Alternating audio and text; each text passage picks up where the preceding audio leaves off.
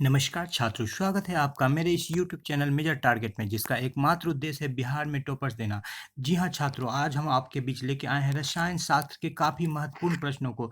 30 VVI objective प्रश्नों को लेकर के आए हैं। ये ऐसे प्रश्न हैं छात्रों, जो परीक्षा में बार बार पूछे जाते हैं, और आज के दौर में जब 50% बिहार बोर्ड में ऑब्जेक्टिव पूछा जाता है छात्रों, तब इन प्रश्नों का क्या कहना। ये प्रश्न सोने पे सुहागा हैं। ये सारे के सारे प्रश्न आपके परीक्षा के लिए महत्वपूर्ण है, और इन 30 प्रश्नों में से कम 20 से 25 प्रश्न आपके परीक्षा में निश्चित रूप से आएँगे। तो फिर देर किस बात की छात्र, वीडियो को स्किप नहीं करेंगे। चैनल पर नए हैं तो पहली बार आए हैं तो चैनल को सब्सक्राइब कर लेंगे और बेल आइकन को दबा लेंगे, ताकि आने वाली क्लासेस की और ऑनलाइन क्लासेस की और आने वाली सारे वीडियोज़ की आपको नोटिफ़िकेशन समय से मिलती रहे। छात्रों, माना कि किस्मत मौका देती है। जी हाँ छात्रों, माना कि किस्मत मौका देती है, लेकिन मेहनत ऐसी चीज़ है छात्रों जो सबको चौंका देती है। इसलिए मेहनत करते रहिए छात्रों। मेजर टारगेट चैनल को सब्सक्राइब कीजिए और हमारे साथ टॉपर बनने की दिशा में अपने पाँव को बढ़ाइए छात्रों। तो फिर देर पा किस बात की, कब प्रारंभ करते हैं आज का पहला वीडियो। इस सबसे पहले आप सबों को विश्वकर्मा पूजा की हार्दिक बधाई। आज का पहला प्रश्न ये रहा छात्रों आपके बीच में, श्वसन की क्रिया में कौन सी रासायनिक अभिक्रिया होती है? इसका जवाब है अवकरण, ऑक्सीकरण, उदासीकरण और प्रकाश रासायनिक अभिक्रिया। तो श्वसन की प्रतिक्रिया में छात्रों क्या होती है कि ऑक्सीकरण की अभिक्रिया होती है। श्वसन में क्या होता है कि ग्लूकोज जो होता है C6H12O6, उसको ऑक्सीजन की सहायता से क्या किया जाता है, तोड़ा जाता है। CO2 और H2O में साथ ही साथ 38 ATP क्या निकलती है, ऊर्जा निकलती है छात्रों। तो ये क्या होता है कि ऑक्सीकरण इसका सही जवाब हो जाएगा छात्रों। चलते हैं अगले प्रश्न पर। ये रहा आपके बीच, सिल्वर की क्रियाशीलता कॉपर की तुलना में क्या होती है छात्रों, कम होती है कि अधिक होती है? तो जो क्रियाशीलता श्रेणी है, जो हम लोग बोलते हैं लिक बसर का नामक अलमन जन कर फी कड को SNPB हाइड्रोजन कहपा कहपा। तो कहपा जो होता है छात्रों, C for Cu, A for Ag। तो Cu से नीचे Ag होता है छात्रों। आप इस सक्रियता श्रेणी को याद कर लेंगे छात्रों। तो इसमें कम होती है, अधिक होती है, बराबर होती है, इनमें से कोई नहीं। तो सिल्वर की क्रियाशीलता यहाँ देखेंगे कि कॉपर से क्या है छात्रों, कम है। तो ये नंबर जवाब इसका सही हो जाएगा छात्रों। चलते हैं अगले प्रश्न पर। तीसरे नंबर का प्रश्न, किसी कम क्रियाशील धातु का अधिक क्रियाशील धातु के द्वारा होता है। ए नंबर विस्थापन होता है, बी संयोजन होता है, सी वियोजन होता है, इनमें से कोई नहीं। तो ए नंबर जवाब सही हो जाएगा, विस्थापन होता है। अधिक क्रियाशील धातु जो है कम क्रियाशील धातु को उसके विलयन से विस्थापित कर देती है छात्रों। चौथे नंबर का प्रश्न लेते हैं, निम्नलिखित में कौन से ऑक्सीकारक है? इसमें से पहला जवाब है हाइड्रोजन, CO2, H2S और O2। तो ऐसे पदार्थ जो ऑक्सीजन प्रदान करते हैं या दूसरे को अवकृत कर देते हैं, वो ऑक्सीकारक कहलाते हैं। तो इसमें से ऑक्सीजन जो है ये क्या है, ऑक्सीकारक पदार्थ है छात्रों। ये सही जवाब हो जाएगा इस प्रश्न का। और हम लोग चलते हैं अगले प्रश्न पर। ये रहा आपके बीच, निम्नलिखित में से कौन अवकारक गुण को प्रदर्शित करता है? H2SO4, B O2, H2S, HNO3। तो इस प्रश्न का जो सही जवाब है H2S हो जाएगा छात्रों।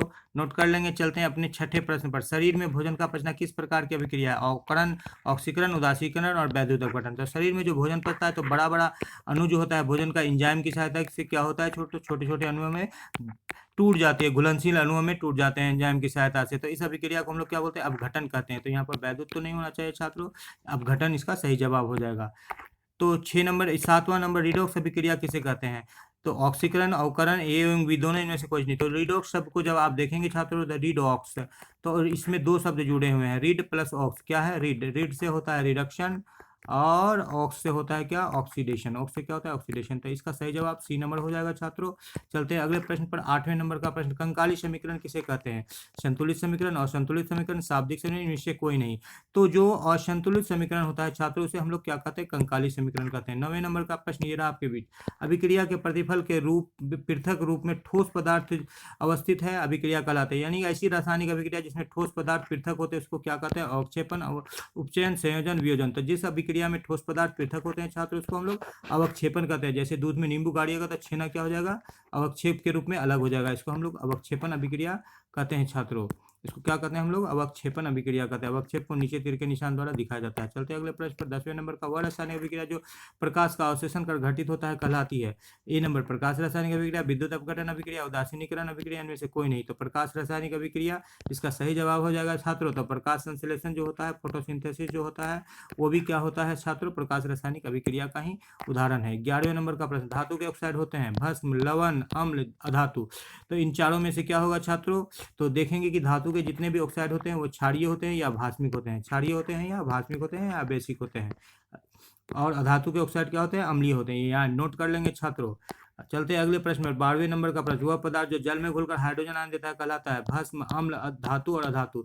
जो जल में घुल के हाइड्रोजन आयन देता है उसको हम लोग क्या कहते हैं छात्रों, अम्ल कहते हैं छात्रों। ये आर्हेनियस ने दिया था तो इसलिए हम लोग क्या कहते हैं, आर्हेनियस अम्ल भी कहते हैं। इसे क्या कहते हैं, आर्हेनियस अम्ल भी कहते हैं, इसे आर्हेनियस अम्ल भी हम लोग कहते हैं छात्रों। तो अगला प्रश्न लेते हैं, वह पदार्थ जो जल में घुलकर OH आयन देता है कहलाता है अम्ल, धातु, भस्म, अधातु।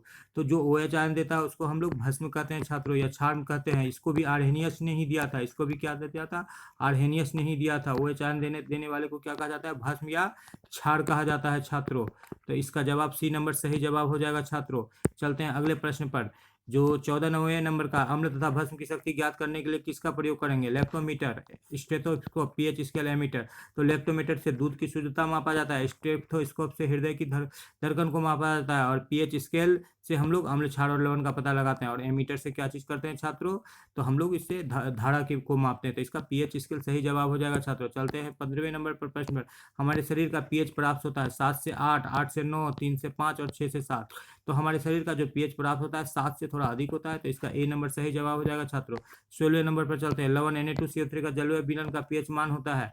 तो ये जो Na2CO3 जो लवण बनता है छात्रों, तो ये स्ट्रोंग बेस यानी कि प्रबल क्षार और वीक एसिड यानी कि कमजोर अम्ल के द्वारा बनता है। तो ये सॉल्ट बनने के बाद भी क्या होता है, ये सॉल्ट कैसा सॉल्ट होता है छात्रों, बेसिक सॉल्ट बनता है। कैसा बनता है, बेसिक, यानी कि इसका पीएच मान 7 से अधिक होता है। इसमें से 7, 7 से अधिक, 7 से कम, 7 से 8। तो इसका जवाब क्या हो जाएगा ये, क्योंकि ये बेसिक साल्ट है। Na2CO3 कैसा साल्ट है, बेसिक साल्ट है। काफी महत्वपूर्ण प्रश्न है, इसे नोट कर लेंगे छात्रों। Na2CO3 कैसा है, बेसिक साल्ट है। चलते हैं अगले प्रश्न पर, निम्नलिखित में से कौन सा लाल लिटमस पत्र को नीला कर सकता है। तो लाल कौन नीला करता है, क्षार नीला कर सकता है दोस्तों। तो यहाँ पर OH है, H है, Cl है और O2 है। चारों ऑप्शन को ध्यान से देखेंगे तो इसमें से जो OH है ये क्षारीय गुण को दिखाता है, तो ये इसका सही जवाब हो जाएगा ए नंबर का।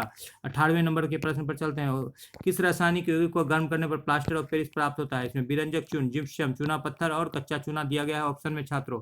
तो इसमें से जो है जिप्सम को जब 120 डिग्री सी पर हम लोग गर्म करते हैं जिप्सम को, तो क्या होता है उससे छात्रों, प्लास्टर ऑफ पेरिस बनता है, POP बनता है दोस्तों, प्लास्टर ऑफ पेरिस, जिप्सम को 120 डिग्री सी पर गर्म करने पर। चलते हैं अगले प्रश्न पर, 19वें नंबर का प्रश्न, कोई विलियम नीले लिटमस पत्र को लाल कर देता है। जी हाँ छात्रों, नीले लिटमस पत्र को लाल कर देता है, पीएच मान होगा। तो नीले लिटमस पत्र को जो लाल करेगा एसिड या अम्ल होगा छात्रों। अम्ल का पीएच मान क्या होता है, 7 से कम होता है। क्या होता है, 7 से कम। तो यहाँ पर 5 नंबर, 7, 8 और 10, इसमें से कौन सा ऑप्शन सही होगा दोस्तों, ए नंबर का ऑप्शन सही हो जाएगा छात्रों। तो चलते हैं अगले प्रश्न पर, ऑक्जेलिक अम्ल का प्राकृतिक स्रोत कौन है। संतरा, टमाटर, सिरका, इमली। संतरा में सैट्रिक अम्ल पाया जाता है छात्रों, टमाटर में ही ऑक्जेलिक अम्ल पाया जाता है, ये आपका सही जवाब हो जाएगा। सिरका में एसिटिक अम्ल और इमली में टार्टरिक अम्ल पाया जाता है जो छात्रों, ये भी नोट कर लेंगे क्योंकि ये भी कभी सवाल में आ सकते हैं छात्रों। चलते हैं 21वें नंबर के प्रश्न पर, चाय में कौन सा अम्ल पाया जाता है। लैक्टिक अम्ल, ये दूध में पाया जाता है छात्रों। एसिटिक अम्ल, ये सिरका में पाया जाता है या ताड़ी में पाया जाता है। मेलिक अम्ल, ये सेव में पाया जाता है। और टैनिक अम्ल, ये चाय में पाया जाता है। तो इसका डी नंबर ऑप्शन सही जवाब हो जाएगा छात्रों। चलते हैं अपने अगले प्रश्न पर, 22वें नंबर का, टूथपेस्ट में कौन सा रासायनिक पदार्थ होता है। अम्ल, भस्म, नाइट्रोजन, ऑक्सीजन। जवाब दीजिए छात्र, काफी बढ़िया जवाब दिया जा रहा है ऑनलाइन कुंदन जी के द्वारा। जी हाँ, भस्म होता है, क्योंकि जो हम लोग जो चीज़ भी खाते हैं वो वहाँ बैक्टीरिया मुंह में उससे प्रतिक्रिया करके क्या बनाती है, एसिड बनाती है। जब हम लोग टूथपेस्ट का यूज करते हैं तो उसमें क्या रहता है, क्षार रहता है, बेस रहता है। वो बेस क्या करता है, इस एसिड को न्यूट्रलाइज करता है और झाग के रूप में हम लोग बाहर फेंक देते हैं। तो टूथपेस्ट में क्या पाया जाता है छात्र, भस्म या क्षार पाया जाता है, ये सही जवाब है। 23वें नंबर के प्रश्न पर चलते हैं, ये कौन सा अधिक अभिक्रियाशील धातु है। तो इनमें से मैग्नीशियम, कैल्शियम, यहाँ पर सक्रियता श्रेणी यदि आपको याद रहेगा दोस्तों तो आप तुरंत बता दीजिएगा कि इन चारों में से कौन सा ऑप्शन होगा। मैग्नीशियम, कैल्शियम, सोडियम और पोटेशियम में से सोडियम इसका सही जवाब हो जाएगा, सबसे अधिक क्रियाशील धातु है छात्रों। इनमें से कौन सा आयनिक यौगिक है। 24वें नंबर का प्रश्न है, HCN, CCl और KCl और CO2। आप दो तरह से इसका आंसर दे सकते हैं। तो ये HCN नहीं होगा क्योंकि कार्बन के जितने भी यौगिक होते हैं जो तो सहसंयोजक होते हैं, इसमें भी CCl4 है, कार्बन टेट्राक्लोराइड, हाइड्रोजन साइनाइड है, CO2 है, ये कार्बन डाइऑक्साइड, तो इसका HCl सही जवाब हो जाएगा, क्योंकि सॉरी KCl सही जवाब हो जाएगा, क्योंकि K एक इलेक्ट्रॉन देता है, इसका 19 होता है इलेक्ट्रॉनिक एटॉमिक नंबर, तो 2 8 8 एक इलेक्ट्रॉन दे करके, एक प्लस, और Cl एक इलेक्ट्रॉन लेकर के, जिसका 2 8 7 होता है, ये KCl आयनिक यौगिक का निर्माण करती है छात्रों। चलते हैं अगले प्रश्न पर। ब्रोमीन अधातु की अवस्था कैसी होती है? तो ब्रोमीन ठोस, गैस, द्रव और वाष्प। तो ब्रोमीन द्रव अवस्था में रहती है। ब्रोमीन अधातु क्या होती है छात्रों? द्रव होती है।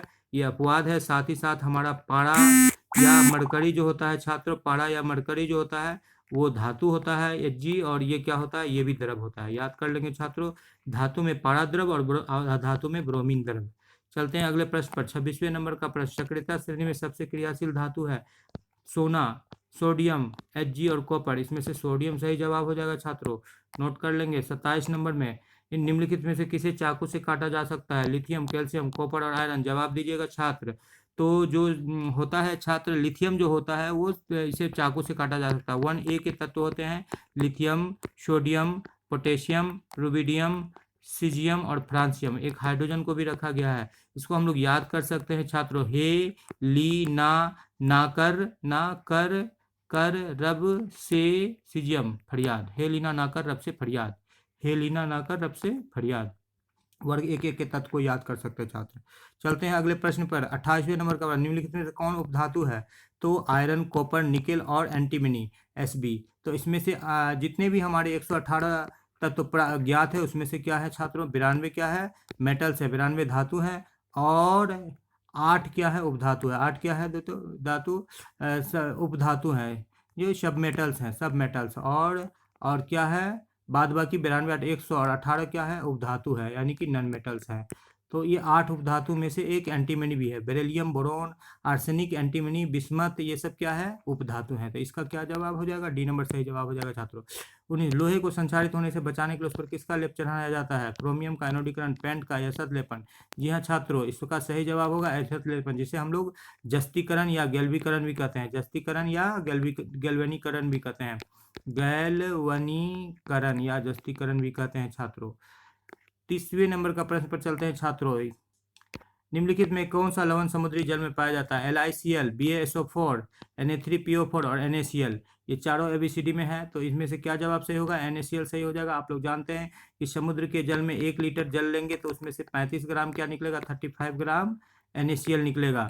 और इसको क्या करते हैं? समुद्र के जो पानी होते हैं उसको हम लोग आल बना करके जमा कर देते हैं यहाँ पर, और वाष्प बन के जब पानी उड़ जाता है तो NaCl हमको प्राप्त होता है, समुद्री नमक।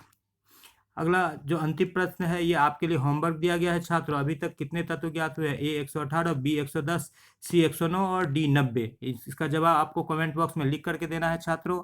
और चलते हैं आज के अंतिम सेगमेंट पर। जी हाँ छात्रों, जो मुस्कुरा रहा है उसे दर्द ने पाला होगा। जो मुस्कुरा रहा है उसे दर्द ने पाला होगा।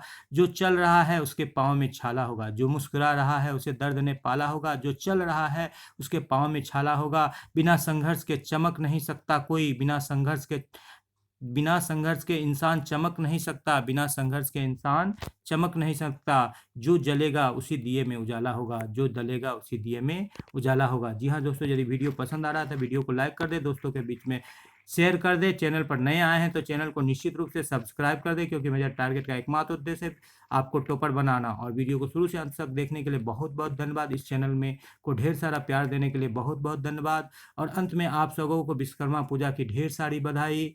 और अब मैं RK भारती, आपका दोस्त और अपने मेजर टारगेट के टीम के साथ आप सबों से विदा लेता हूँ, इस उम्मीद के साथ कि कल एक बार फिर आपसे मिलेंगे एक अच्छे संकलन के साथ।